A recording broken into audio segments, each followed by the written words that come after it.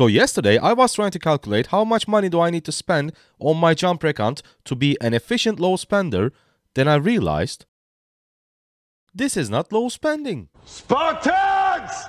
What is your profession? What's going on, my beautiful governors? Welcome to any Rise of Kingdoms video. As I mentioned at the start of the video, I was trying to plan a budget, right? A spending order for my upcoming jumper account. And I just looked at the main things that low spenders should buy, the best value for money things in Rise of Kingdoms, purchases that you can make. Then I realized they actually add up quite a bit. That's why I want to start the video by asking you this question. Do you categorize a player's spending level just by the amount of the money that they are spending or the amount of value they are chasing? Because for low spenders, we are not chasing the purchases. We are not trying to spend more money in the game. We are just waiting and looking for the best possible purchases, the best value for money purchases in Rise of Kingdoms. I want to hear from you guys because I think this is a controversial topic, and me, myself, I don't label players, their spending levels just by the amount that they're spending. I personally look at the value that we are getting from each purchase. Now, let's take a look at our Excel sheet to find out the best purchases for new accounts and current accounts because we have regular purchases as well. Let's go. Low spender, look at these total amounts. In 2 years, I calculated these based on 2 years.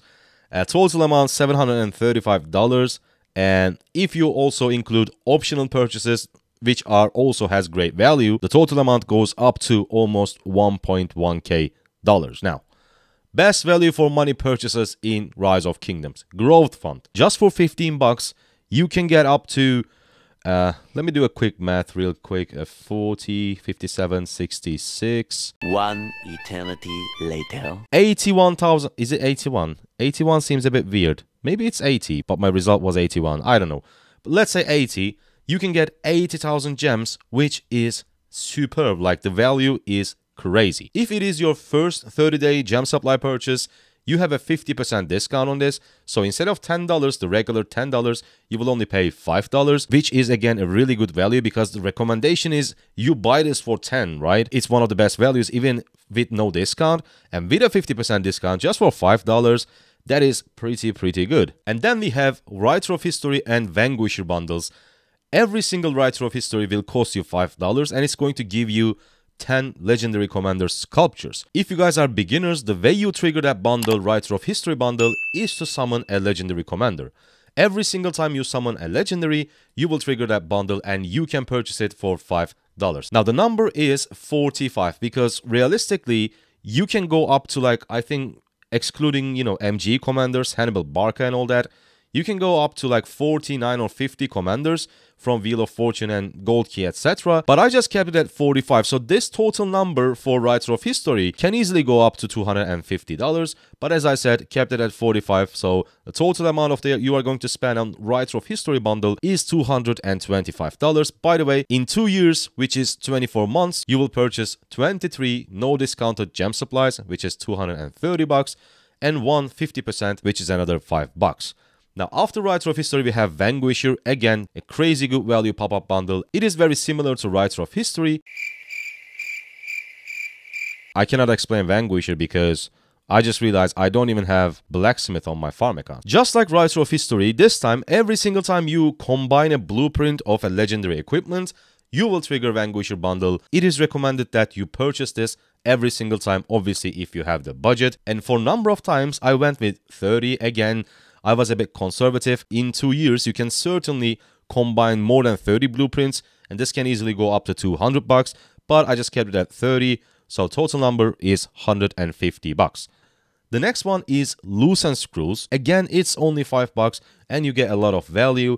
I think Loose and Screws is 5 weeks, and we also have a little bit of downtime, if I'm not mistaken. So number of times I went with 18. In total, it is $90.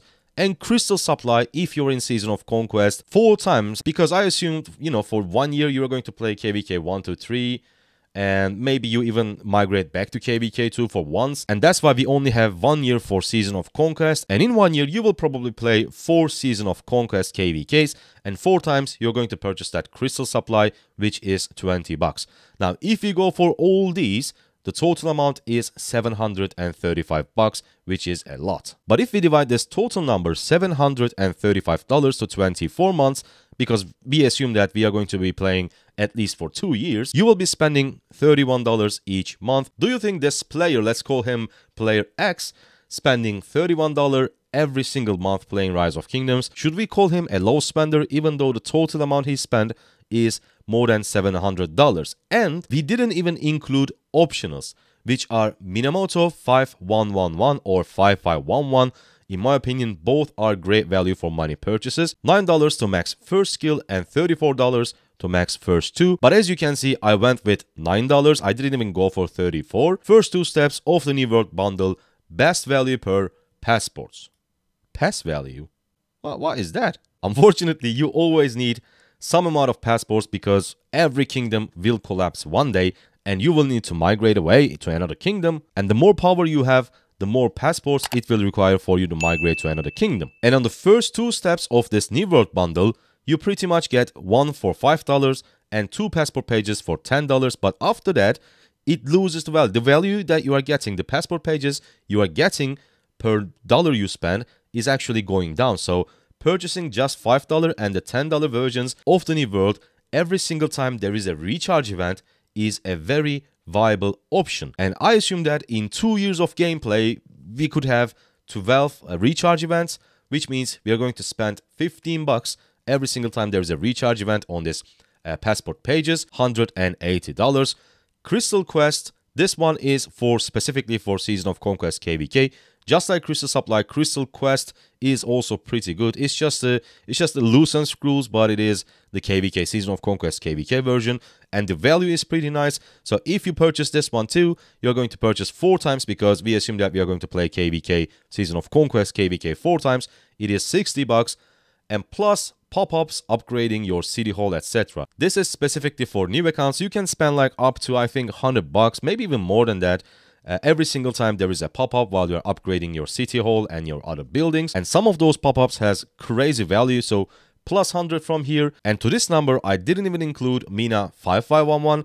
I only included $9, which is 5111. And on top of that, we also excluded King's Coronation bundle, which is like the only valuable super value bundle. We also didn't include any extra purchases for that 5-day recharge because sometimes maybe you have extra bucks to spend. So this time, instead of 2 days, you may want to go for 5-day recharge at some point. And I didn't include those, plus other pop-ups. I don't know, there are a lot of pop-ups. We will take a look at all of them once we start our jump accounts. If I remember correctly, we got a lot of pop-ups from, equipment and blacksmith, maybe even from a few other things. Even though we are only chasing good value purchases, this number can easily go up to like $1,500. I don't know. It is true that you are chasing the value. You are only investing your money into value for money purchases, but still you are spending $1,500, which is almost like $65. And trust me, this number can easily go up to $100 if we also include, King's Coronation, extra purchases for recharge, other pop-ups, and Minamoto, etc. So what you guys think? Should we categorize the spending level of players by the total amount that they are spending or the value that they are chasing? Let me know what you think. I see you guys on the next one. Thank you for watching. And here you can find our low spender guide. It's an old video, but it is still pretty accurate. I see you on that one. Bye.